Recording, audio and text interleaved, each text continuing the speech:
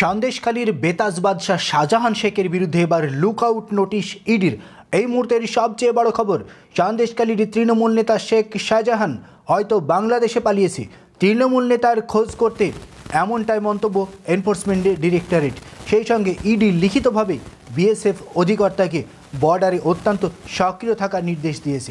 Ration দুর্নীতি মামলায় শাহজাহানের খোঁজ করতে আইবি এবং বিএসএফের সাহায্য নেওয়া হচ্ছে বলে ইডি সূত্রের খবর।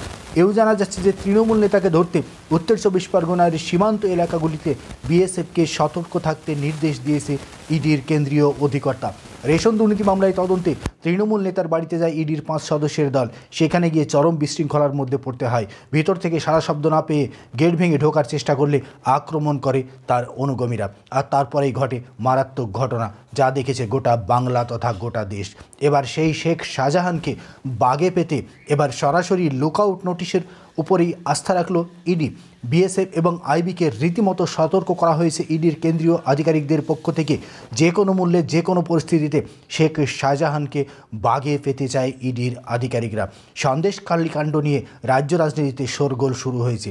রাজ্যপাল সিবি আনন্দ বোস এর কড়া প্রতিক্রিয়া জানিয়ে রাজ্যের স্বরাষ্ট্র সচিবকে চিঠি লিখেছেন। এমনকি দ্রুত ওই ঘটনার পূর্ণাঙ্গ বিবরণ জানিয়ে রাজ্যপাল সিবি আনন্দ বোসকে যাতে স্বরাষ্ট্র সচিব লিখিত আকারে তথ্য পাঠায় তাও জানতে চেয়েছেন স্বরাষ্ট্র সচিবের কাছে রাজ্যের ইডি আধিকারিকরা।